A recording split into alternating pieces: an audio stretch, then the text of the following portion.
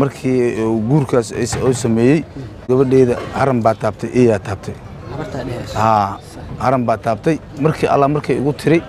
ayaan u imid waxaan dhahay dirsanahay waa in isxal doornaa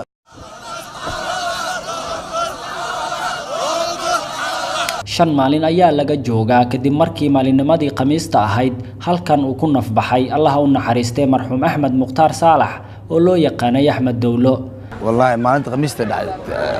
dimashada Axmed aniga gabadh naagta islaantaas nafteeda maxkamadda la saarnay Cabdiraxmaan Mukhtaar Saalax waa aabaha dhalay wiilka ay iscaan shaqeyn gabadha ahna walaalka Allah u naxariistay Axmed Mukhtaar Saalax waxa uu sharaxayaa sidii ay wax u dhaceen iyo waxa ay ku qanci karaan xilligan wallahi aad xamaasadeeda ay kacsaneed laakiin meel waxaan ku jiray maxkamad ah mar walba waxa la yiraahday telefoonka dami hadlin taliyii markii loo soo sheegay oo la yiri walaalkaaga ayaa hadda ruux baxay oo Axmed baa la yiri taliyii ayaa waswaas galayba aniga waxaan qanci karaa dadkii oo walaalkay dilay in la qasqaso anoo arkayo dii wax aan u baahanahay iska ma jirto waa iska lacag maal adduunyo mar nafta walaalkayga aan waayay ninkii naftiisa oo gooyay in ii dilo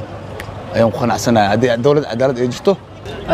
halkan aad arkaysaan waa goobtii markaasi Allah u naxariistay marxuum Axmed Mukhtaar Dawlo shaqadiisa ay ahayd maalintii khamiista ay dhibaatada ku dhacaysay halkan ayuu nolol maalmeedkiisa iyo shaqadiisa ku guda jiray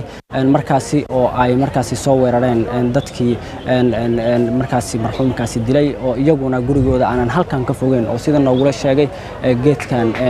ku aadan yahay dhalab basiin baa habeen lagu soo tuuray warqadooyin baa la ii fardhiyay oo anjabaad ah وصلدقان جي لا بنزين هبين وصلت الجاري جبتي عبد القادر محمد نور waxa uu kamid yahay qoyskii uu ka baxay marxuum Axmed Dawlo waxa uu qabaa in ay cadaaladi u muuqato isla markaana ay ogaadeen in ay dawladii ka dambayso waxaan u jeedaa maanta dawladnimo ka muuqato sidaad arkaysiin waxa la yiraahdaa cadaalad daro meesha way ka baxday shakhsiyaal wax sameeyay shakhsiyaadkan wax sameeyay waa laga miisaa anaga hadaan dhaafno waxaan dhaafeen dawladdan dhaafeen waxaan u dhaafeen gurigeedu dadkaan mas'uul ka tahay nin shaqadiis in lagu ciyaarno cid rabta ma laha gurigan shalay dad ma lahayn dawlad ma lahayn maanta dawlad oo yeeshtay anaga dhan naga mas'uul ah war maanta ninkii dhagax am dhala sarto waxa la weydiinaa farmaajo maalinta qiyaamo maxaa u maleey karteen qof dhan la gubay ma ku sabri karaan ninkaas maya madax qaranka ma ku sabri karto sidaad aragtaan hadda halkan waxa ku sugan maamulka gobolka Banaadir mas'uuliyiin ka socota oo kamid yahay gudoomiyaha gobolka Banaadir ahna duqa caasimada Muqdisho injineer Cabdiraxmaan Cumar Cismaan Yariso gurigan aad aragtaana waa gurigii qoyskii uu ka baxay Allah u naxariistay Axmed Mukhtaar Axmed Dawlo waxaan u nimid inaan u tacsiyeyno qoyskii oo xaasaskii iyo Axmed aabihiis iyo walaalihiis baan soo aragnay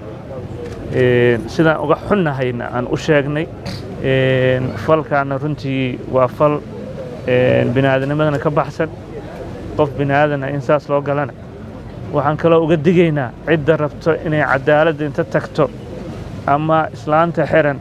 waxaana loo sheegaya dad siyaasiyiin weliba xildhibaanaa inay tageen ay rabaan inay damiin ku soo daayaan taas ma aqbali doono mana aqbali karno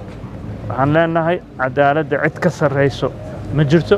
muddo 4 maalin oo meedkiisu yaalay isbitaalka Allah u naxariistay marxuum Axmed Mukhtaar Dawlo ayaa maalinimadii shalayta ahayd waxa lagu aasay qabuuraha barakaad ee ku yaala duleedka caasimada Muqdisho waxaana aaskiisa ka qayb galay boqolaal shacab ah oo ka kala yimid 17 degmo ee gobolka Banaadir kuwaasi oo qiireysna Cabdulqaadir Cumar Cabdulla Fiidka magaalada caasimada ah ee Muqdisho telefishinka Somali Cable